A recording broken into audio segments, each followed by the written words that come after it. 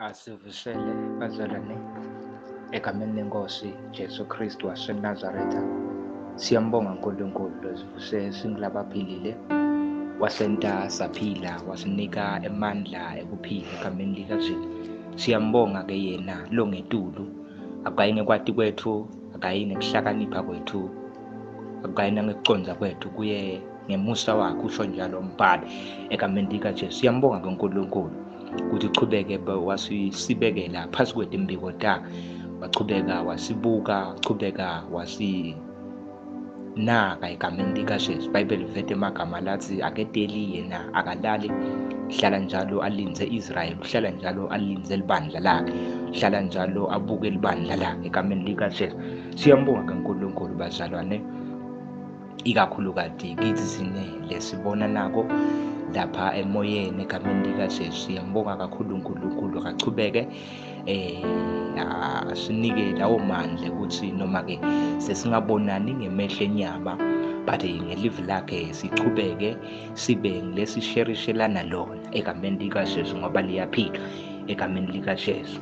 Siyambonga uNkulunkulu. Cela-ke bazalwane sifunde kafishane incwadi yaGenesis chapter 2 sigcine kuverse 3 egameni likaJesu. Fundeka kanje: umhlaba wawuluhlanele lingenalutho, bumnyama babumbonye emanti nekujula wawo.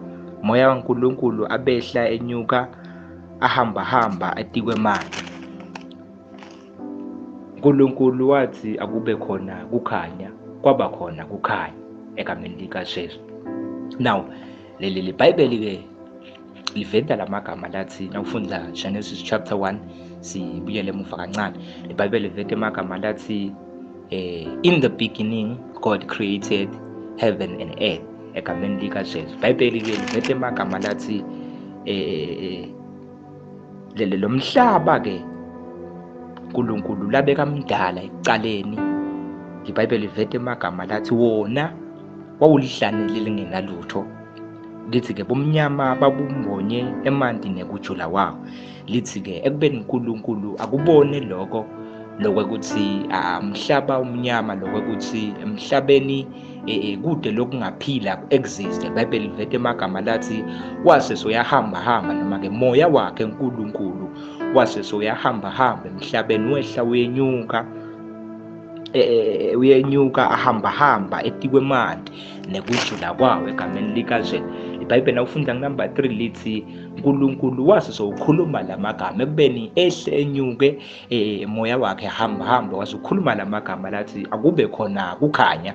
iBhayibheli livede amagama lathi kwaba khona kukhanya egameni likaJesu. Ngifuna ukuthi kafishane ngikhulumele phasi esihloko lesithi vumela kukhanya ubuse impilo yakho, noma-ke vumela kukhanya kukuhole empilweni yakho, noma-ke vumela kukhanya kube ngona qhongo empilweni yakho egameni likaJesu. Now iBhayibheli-ke liveda-ke lamagama lathi umnyama babumbonye umhlaba nekujula kwawo egameni likaJesu. Now umoya-ke wakhe uNkulunkulu egameni likaJesu nakefika lokho uyakubona uNkulunkulu, nakefika uNkulunkulu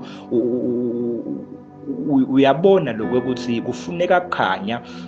Uyabona uNkulunkulu ukuthi kude la ngakudala ku-existe ngaphandle kwekukhanya egameni likaJesu. Ufike-ke ukhuluma lamagama ekuqaleni uthi akube khona kukhanya egameni likaJesu. Abengakwenta uNkulunkulu ukuthi adale tinto ebumnyameni, but wabona ngemcondo wakhe ukuthi no, kufuneka kwathi kube khona kukhanya kuqala egameni likaJesu. Now ngifuna ukuthi nasingavumela kukhanya kumbuse impilo yethu, kunetinto lesingatenda, noma-ke kunetinto lesingatenta singatati ukuthi sitente kanjani, noma-ke kunetikhilikithi lesingatewela singatati ukuthi sitewele kanjani, kwente njani sivumele kukhanya kwabusa impilo yethu egameni likaJesu.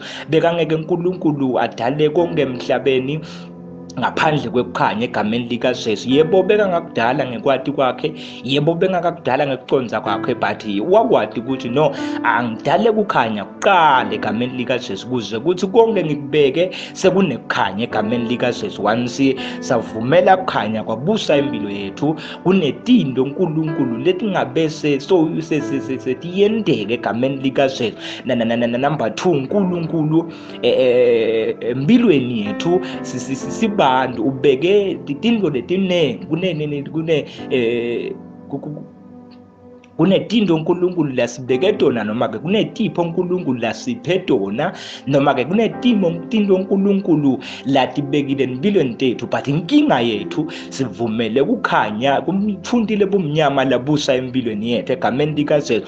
Kunetindo uNkulunkulu lasithume tona egameni likaJesu, noma-ke uNkulunkulu kunethumo langabe siyatenda, noma-ke imisebenzi lengabe siyayenda egameni likaJesu. But ngoba thine njengebantu sivumelela ithunti lobumnyama labusa impilo yethu egameni likaJesu, lokunye kwako sihambe sigeje, lokunye kwako sihambe kungenteke egameni likaJesu. Ngifuna ukuthi lamuhla kasicale sivumele lithunti lokukhanya libuse impilo yethu egameni likaJesu. Ngathi uNkulunkulu nakasadale kukhanya sekukhanyile emhlabeni, wakwati uNkulunkulu ukuthi adale imini, wakwati uNkulunkulu ukuthi adale emanti, wakwati uNkulunkulu ukuthi adale etulwane, wakwati uNkulunkulu ukuthi adale nolwalaloka, ngoba sekunekukhanya kuphile, sekunekukhanya lakudalile egameni likaJesu. Ngifuna ukuthi nathi singavumela lithunti laNkulunkulu kuhamba babe lesingeke sikuhambe ngekwethu ukuqonda, but lesikakuhamba ngaNkulunkulu egameni likaJesu. Haleluya. So ngifuna-ke kuveta kafishane ukuthi nasingavumela-ke lithunti lekukhanya libuse impilo yethu, lokungenteka kungeke kwenteke physical, but kutokwenteka spiritual, ngoba-ke sivumele lithunti lekukhanya labusa impilo yethu egameni likaJesu. Remember boPawula ngalenye ilanga nababoshiwe basetilongweni, iBhayibheli livete amagama lathi in the middle of the night egameni likaJesu baqala bamuworshipha uNkulunkulu egameni likaJesu, baqala egameni likaJesu. iBhayibheli lithi tinketamo bebafaswe ngato dadzabuka, even neminyango bebavalelwe kuyo yase seyavuleka. Leni kangaka Pawula ukuthi bebavumele likukhanya kwabusa impilo yabo egameni likaJesu. boPawula ke bekuthiwa babenelithunti lebumnyama, noma ke bekuthiwa bebangamati uNkulunkulu, ngabe bathi nabathandaza kwangenteki lutho, bathi nabaqala bamuworshipha kwangenteki lutho, ngoba bebatana-ke naNkulunkulu. Bakwati ukuthi nabaqala bamnika ingadimulo, baqala bammemeda longephetulu, baqala bambabada, baqala bamnika lidumo, tindo tenteka emfihlakalweni, tindo tenteka engadimulweni, ukuthi babanamoya, noma-ke babanamoya munye, noma-ke babe nelithando, noma-ke babe nekukhanya empilweni tabo egameni likaJesu. Now siyambonga-ke uNkulunkulu ukuthi empilweni tethu utawuqhubeka ente kukhanya. Siyambonga uNkulunkulu ukuthi empilweni tethu utawuqhubeka ente lihambu lelingilona lona litasiholela empumelelweni, lelingilona lona litasiholela to our destiny in the name of Jesus. Siyambonga-ke uNkulunkulu bazalwane, sibonga-ke ukuthi siphinde sibonge-ke ukuthi utawuqhubeka njalo asikhanyise, utawuqhubeka njalo asinike amandla ingadimulo egameni likaJesu. Ngikhumbula sesithandaza kafishane, ngikhumbula nayindoda lebeyibitwa libito ngekuthiwa nguDavide. iBhayibheli livete amagama lathi beyidzelelekile le ndoda bomnakabo, yayidzelelekile nakubatali bayo. iBhayibheli lithi beyihlale nje Davide elusa timvuteyisa, angatiwa nokuthi udlile, angatiwa nokuthi uphila siphe egameni likaJesu. iBhayibheli livete amagama lathi ngalenye ilanga bekufike emabhele atholusile, kufike emabhele, kufike emabhubesi ehle adle timvuteyise. iBhayibheli lithi atiyekele, atibuke, tiwadle, tidle timvuti, tiqede, ngoba bekede kukhanya egameni likaJesu, noma bekede ingadimulo. iBhayibheli livete amagama lathi ngalenye ilanga uyagqotshwa uba yinkosi, nakagqotshwa uba yinkosi yaka Israel ubuyela endle Davide. Nakabuyela endle Davide, leBhayibheli livete emagama lathi afika emabhele, afika nemabhubesi ngenjwayelo, athi eyibamba imvu. iBhayibheli lithi wasukuma Davide ngoba bekasanamoya, noma-ke bekasenekukhanya, noma-ke bekasenengadimulo. Wasikwati kusukuma Davide alwe nelibhele, wakwati kusukuma Davide adzabule libhubesi umlomo egameni likaJesu. iBhayibheli lithi ngaleso sikhathi wasuka, iBhayibheli lithi bamthuma ngoba bekasanamoya egameni likaJesu, bamthuma ukuthi akaye enkambini akahambe ayomixela bomnakabo kudla empini. iBhayibheli livete amagama lathi nakahamba Davide ngoba bekasanamoya phakathi kwakhe, wakwati kungahambi ngenyama but ahambe ngamoya. iBhayibheli livete amagama lathi afika lebomnakabo, ukhanza imbi iphakile ngeticheme, ukhanza lo mfilisti uyajangaza, ukhuluma emagama lathi uyajangaza lo mfilisti. iBhayibheli livete emagama lathi kwamcansula lokho Davide wazokhuluma emagama lathi angentelwani longabulawo, longashaya, noma-ke longabulala lo mfilisti lolangakasoke nokusoka. iBhayibheli livete emagama lathi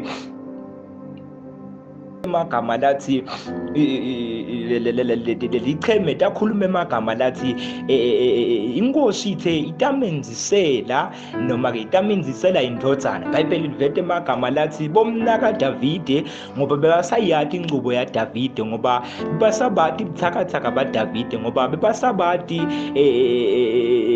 besababasamathi Davide bebakhule na, bebathi ukuthi Davide emncane kibo, bebathi Davide ukuthi ude mandla. But lokhu ngijabulisa ukuthi bebangadi ukuthi Davide sowunamoya egameni likaJesu. iBhayibheli livete emagama lathi bamkhahlabeda bomnakabo, bamcoshe egameni likaJesu. But lokhu ngijabulisako wakhona Davide kuyolwa nesichwaga semafilisti, noko beka ungakagqoki tembatho. iBhayibheli livete emagama lathi bathi bamnika tembatho, wathi khumula egameni likaJesu, wathi tiyangesinze egameni likaJesu, ngoba kunento bebangayiqonzi ukuthi Davide ngeke alunge timbatho temhlaba, but unetembatho uNkulunkulu lamgcokise tona ezulwini egameni likaJesu. iBhayibheli livete emagama lathi waya njalo Davide wafike walwa nesichwaga semafilisti wasincoba egameni likaJesu. Now ngifuna-ke kuveta ukuthi kafishane ngithi once savumela uNkulunkulu wabusa impilo yethu, noma-ke savumela kukhanya kwarula impilo yethu, kunetinto noma-ke timbi lesitawutilwa sitimangale, lesitawutilwa singakagqoki impahla emhlaba, lesitawutilwa singasekelwa amadloti, lesitawutilwa singasekelwa noma-ke imithi yemhlaba, noma-ke tigodo tihlati temhlaba, noma-ke whatever komhlaba, but lesitawutilwa ngenkatimo yasezulwini egameni likaJesu. Once savumela uNkulunkulu wabusa impilo yethu, kunengi bazalwane lesitawukwenta empilweni, kunengi bazalwane lesitawukwenta empilweni kuphumelela, kunengi lesitawukwenta empilweni kube ngilongidlongolobalako. Kwente njani? Sivumele lithontile kukhanya labusa impilo yethu egameni